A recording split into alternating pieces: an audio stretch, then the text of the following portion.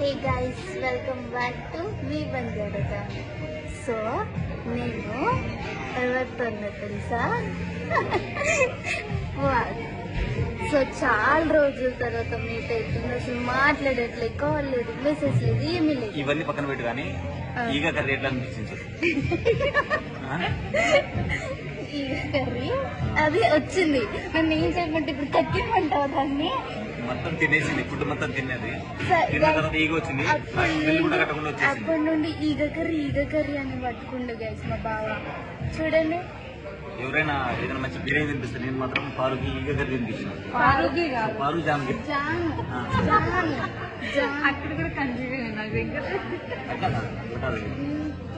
సరదాగా చెప్పేసిన.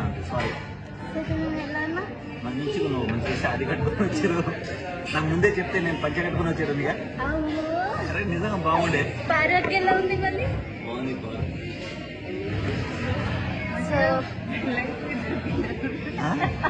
పారు పెళ్ళైపోయి పిల్లలు ఉన్నారంట. అడగండి. ఇద్దరంట కలిసి ఇద్దరు. ఈగ